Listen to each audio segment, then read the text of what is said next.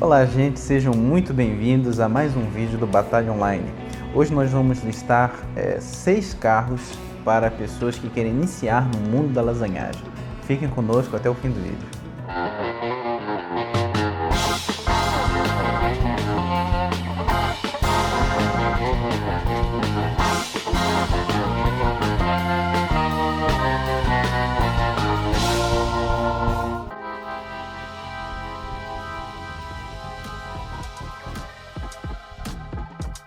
Bom gente, o primeiro carro que eu listei foi o Gol e derivados, o Gol quadrado.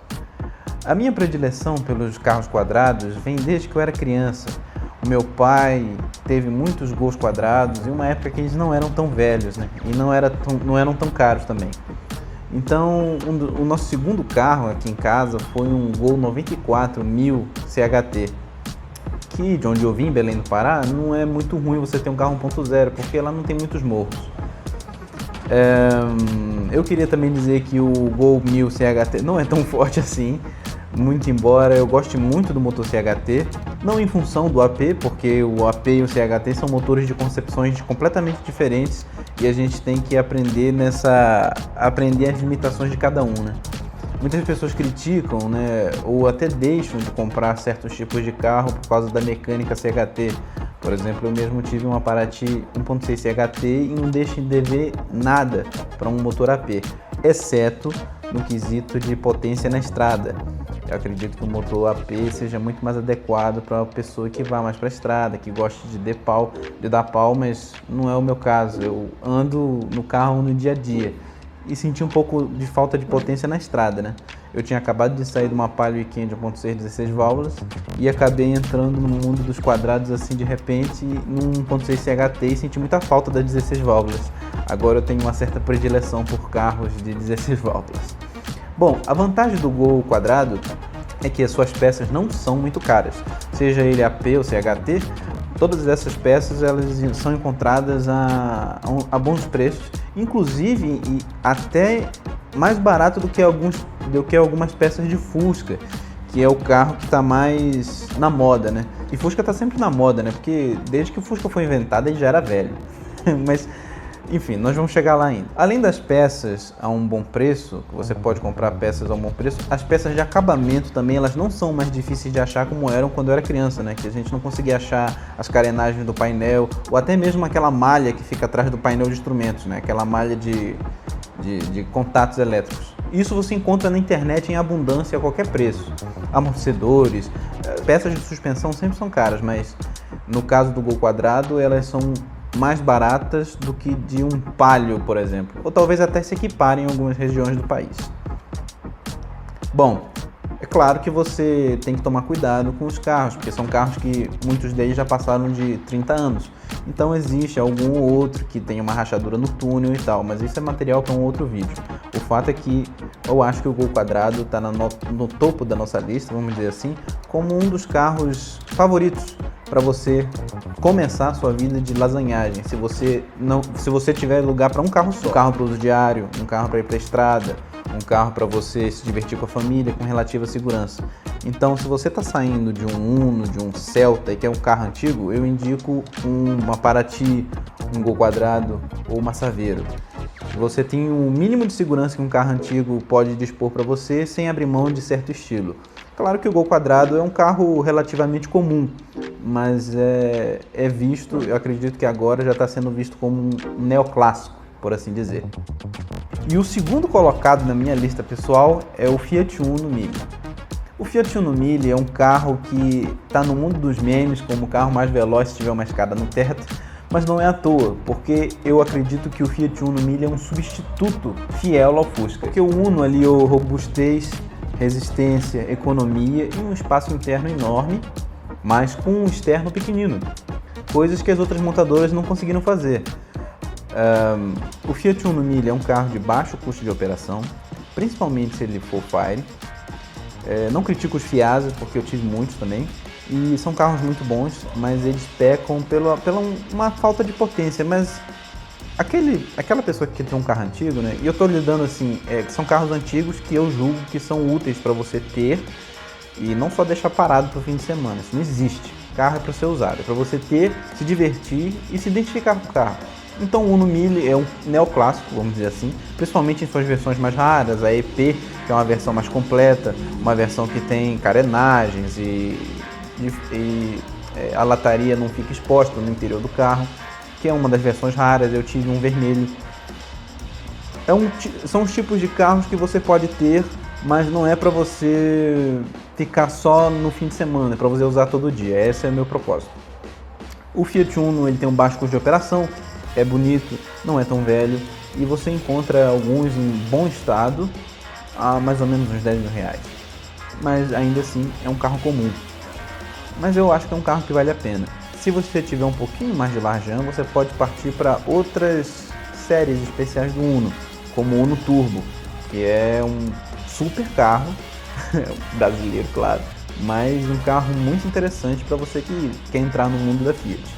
O terceiro item da minha lista ainda é na Fiat, é o Fiat 147. O Fiat 147 já é um carro um pouco mais antigo, né? Já é um carro que é mais difícil de se ver na rua, então essa parte do clássico ressalta-se mais nele. Mas eu julgo que o Fiat 147 seja um carro muito interessante para você que quer começar no mundo da lasanhagem.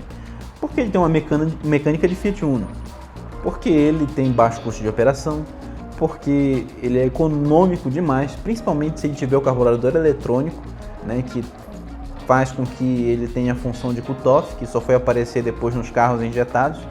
Mas o Fiat 147 é um carro pequeníssimo, mas com espaço interno bom dentro, que também conta com certos dispositivos de segurança que a gente não encontra no Fusca ou no Opala, por exemplo. O Opala não está na minha lista, porque apesar de eu nunca ter tido um Opala, ele não está na minha lista, porque eu não julgo ser um carro para pessoas iniciarem a sua vida na lasanhagem. Porque eu acredito que é uma linha muito tênue entre você comprar um carro para um fim de semana e você comprar um carro para usar todo dia e ele ser aquele seu carro preferido. Então eu tive muito cuidado de escolher essa lista, muito embora existam alguns carros que eu acho que são controversos e eu não teria. Mas eu pus na lista porque o senso comum nos diz que são bons carros e conversando com donos eu pude chegar a essa conclusão. O Fiat 147 ele é um carro robusto também como o Uno, mas ele tem aquele problema do câmbio, né, que arranha a marcha, mas isso tudo é contornável se você tiver um pouquinho de paciência, um mecânico amigo, uma boa vontade de estudar e de ficar no prego. Claro que isso tudo está subentendido aqui se você quer iniciar um mundo da lasanhagem. O quarto item da minha lista é o Chevrolet Monza e o Ford Del Rey. Eu coloquei esses dois no mesmo tópico porque são dois sedãs que competiam no mesmo espaço, ou seja, sedã médio. O Ford Del Rey é um carro de mecânica um pouquinho menos entusiasmante, por assim dizer. Os primeiros tinham aquele motor Renault, né, os 83, que eu tive um Del Rey preto 83. Ele tinha aquela mecânica Renault 1.6, que não era um motor muito forte, mas levava o carro onde você queria. Enfim, não era um motorzão. Mas a mecânica era fácil, era barato, não tinha correia dentada e era confiável, né? Assim foi até os Ford Del Rey CHT. O Chevrolet Monza, apesar de eu nunca ter tido um Monza, é um carro que eu julgo ser também um carro importante na nossa indústria automobilística, porque ele foi um dos primeiros carros mundiais da Chevrolet aqui no Brasil, pelo menos, né, a ser vendido para nós como carro mundial. O Chevrolet Monza ele é um pouquinho mais simpático, vamos dizer assim, que o Ford Del Rey. Ele tem um pouquinho mais essa estética moderna, né, abaulada, assim, as quinas arredondadas, né, e a suspensão um pouco mais rígida que compensava no estofamento dos bancos, né, ser um pouco mais mole. A Chevrolet usou isso durante muitos anos, né, essa tática de ter uma suspensão robusta, mas compensar no revestimento dos bancos, né, a espuma era mais macia para você sentir menos a estrada. Então a minha objeção contra o Monza é nenhuma. Principalmente se for um daqueles Monzas mais modernos que são injetados. Então a injeção é a chave para você entrar no mundo da lasanhagem se você não quer aborrecimento com carburador. A única objeção que eu tenho com os carros antigos é o carburador, né? Se você não tem muita paciência para ficar regulando a mistura e tal, indico um carro a injeção. Nessa lista tem o Monza, tem o Fiat Uno, o 147 não saiu em injeção. Então, o Monza, ele é um carro, um sedã, para quem gosta de sedã, mas é um pouco mais moderno no design e na mecânica do que o Forte Del Rey. Então eu indico os dois do mesmo jeito, isso vai da sua preferência. Agora, o quinto colocado da minha lista é controverso para mim. Os meus colegas, os meus correligionários que me conhecem, sabem que eu não gosto de Chevette. Eu já trabalhei com Chevettes, eu já mexi em Chevettes na época que eu tinha oficina, já fiz manutenções no Chevettes e isso só foi corroborado. Eu não gosto de Chevette. A única coisa que me agrada no Chevette é o câmbio e o cardan. O motor não me agrada, é um motor de concepção antiguérrima, não tem força, não é um motor que eu acho que seja bom. Entendeu? Ele pode ser resistente, ele pode ser tudo de bom, mas eu particularmente não gosto. Mas por que ele está nessa lista para carro para iniciantes? Porque é barato. Se você quer expurgar logo de uma vez, se você quer começar no nível difícil, começa com Chevette. Porque se você se afeiçoar com Chevette, você se afeiçoa com Opala, você se afeiçoa com Maréia, com todas essas coisas. Só que é barato de manter. Se quebrar uma coisa no Chevette, não vai lhe arrancar as calças. Então você pode fazer um drift com Chevette se você quiser. E existem pessoas que gostam de Chevette e eu respeito muito isso. Eu respeito muito a opinião das pessoas, porque eu gosto muito de carro.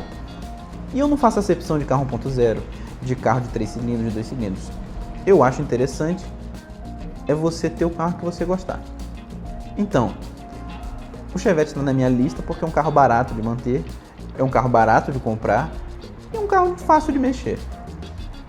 Por que eu não gosto de Chevette? Eu acho que ele tem muita rigidez torsional na carroceria. Eu acho que ele é pequeno por dentro em função do tamanho externo. Eu acho que não existe, que as soluções pensadas para ele não foram interessantes. Me pareceu muito quando eu mexi com Chevette, era um 77.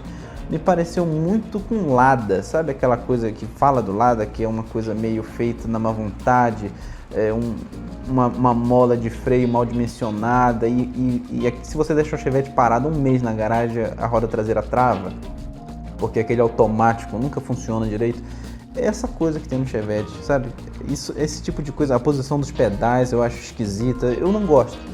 Mas eu indico, porque, mais uma vez, para quem gosta de carro, qualquer paixão diverte. Eu não faço acepção de nenhum carro. Eu já dirigi Chevettes que eram sensacionais, eram muito bacanas, mas eu não gostaria de ter, mas está na lista, porque esse canal é democrático. Então eu indico sim um Chevette para o primeiro carro, se você quiser entrar de corpo e alma, e se o Chevette não te abalar, nada mais te abala. Bom, o último item da minha lista é o meu preferido, que são Fuscas e derivados. E por que eu coloquei no último item da lista? Porque, muito embora o Fusca seja um carro excelente para o dia a dia, eu uso o meu todo dia, seja um carro econômico, na minha concepção, o meu é 1.300 e faz 10 km por litro na cidade, claro que andando com o pé na casquinha, mas é possível. É um carro apertado, mas com jeitinho cabe, tem todos esses poréns e todas essas qualidades, mas por que ele é o último da lista? Porque é um carro difícil da gente saber o que está acontecendo quando a gente compra. Quando você compra um Fusca, por mais que ele esteja durinho, você não sabe se o cabeçote dele está rachado, você não, às vezes não sente, às vezes não dá para saber. O meu Fusca, um dia desse, comecei a ouvir um barulho na frente, achei que era pivô, era o cabeçote que rachou. E você só descobre assim, muito embora você seja sensível. O Fusca é uma caixinha de surpresas. Você encontra uma rachadura aqui, uma rachadura ali. E hoje em dia as pessoas estão vendendo Fusca muito caro e Fuscas velhos. Todos os Fuscas são velhos. Uma vez eu parei, meu Fusca é Red Look, vocês viram no canal, uma vez eu parei num posto e o cara perguntou: e aí, esse Fusca aí, o fundo é original? Meu filho, me mostra um Fusca que tem um fundo original que não custe 300 mil reais. Nunca vi. Eu não estou dizendo para vocês comprarem porcaria, eu estou falando que o Fusca é um carro velho. Uma Brasília é um carro velho, uma Kombi é um carro velho, que são carros que foram muito usados, então precisam de maiores critérios para ter. O Fusca é um bom primeiro carro? Eu acho que sim. O Fusca é fácil? Eu acho que não. Porque toda simplicidade exige um alto nível de complexidade. Se você pensar no projeto do Fusca, imagina só o chassi. O chassi, ele tem aquele túnel que passa no meio e tem o garfo que segura a caixa de marcha, que segura o motor e a transmissão. Na frente tem só um cabeçote, que é aquela barra lá, a parte do cabeçote, aquilo tudo torce, que segura um grande quadro de suspensão. É uma coisa simplíssima, mas é extremamente complexa. Os estudos que foram feitos para o Fusca aguentar o que ele aguenta até hoje foram enormes, e aquilo tudo é baseado na matemática. Então, é um sistema complexo. O cara, para colocar um feixe de mola dentro do chassi do Fusca, ficou horas estudando a tensão dos materiais. Então é um carro complexo, não é todo mundo que mexe, não é toda peça que cabe. Então existe esse senso comum no Fusca que qualquer um mexe, não é verdade. Muito embora existam soluções muito simples no Fusca, e a gente vai nessa onda de soluções simples e acha que a gente consegue mexer nas coisas com uma chave de roda e um alicate de pressão, mas não é bem assim. O Fusca é um carro complexo, principalmente no que se trata a análise estrutural quando você vai comprar o carro, porque é muito difícil você conseguir encontrar um Fusca que não tenha um cabeçote rachado, que já não fosse reformado, e é melhor que ele seja reformado mesmo. Não vá procurando Fuscas de 10 mil reais achando que você vai encontrar um carro 0 km. São carros que já têm 50 anos de uso, 50 anos de abuso, 50 anos de boa vontade de todos os donos, mas o tempo pesa. Então o Fusca está no último nível da minha lista só por esse fator de não simplicidade. Você vai ver um Fiat Uno para comprar, você consegue olhar nos pontos certos para saber se aquele chassi já está rachado. O Fusca é uma coisa mais difícil de você fazer, porque as coisas não são tão óbvias no Fusca quanto o senso comum acha que deveria ser. Então, o Fusca e derivados, eu ponho Kombi, Variant, Brasília, todos esses carros, eu coloco no último tópico da lista porque eu já considero que sejam carros que você deva comprar quando tiver um pouquinho mais de experiência. Existem outros carros que eu queria pôr na lista, mas eu queria deixar esses sucintos à nossa realidade. Eu fui um feliz proprietário de um Gurgel Super Mini 1992, que tinha um motor de Fusca adaptado na frente e o eixo cardan original na traseira. Não é um carro para você ter, por exemplo, para iniciar a sua vida de lasanhagem, mas foi a escolha que eu fiz. Eu tinha um Fiat Uno Mille 96 que meu pai tinha me dado. E o meu sonho sempre foi ter um Gurgel. E um dia eu comprei pelo telefone e eu troquei o carro chave na chave no Uno 96 que eu tinha, que era lindo também. Mas era o meu sonho. Então essa lista você pode jogar completamente fora. Se o seu sonho for um Chevette, se o seu sonho for um Opala, siga o seu sonho. Mas tenha em mente que você tem que ter muita paciência e pensar que são só carros. O sonho é seu. Então se você quiser ter uma Areia, tenha. Não tem problema se você quiser iniciar com uma Areia. Aqui a gente só está te mostrando os caminhos mais fáceis, né? Já está te dando as manhas dos carros mais tranquilos, mas se o seu sonho é ter a maior lasanha italiana do mundo, com aquela elétrica toda arrebentada, tenha, não tem problema. Se o seu sonho é ter um Fusca 0 km e pagar 50 mil reais por isso, pague. Eu estou falando coisas que são razoáveis para mim. Então o Fusca e o derivados estão no último tópico da lista por isso. Deixe seu joinha, se inscreva, curta e compartilhe esse canal.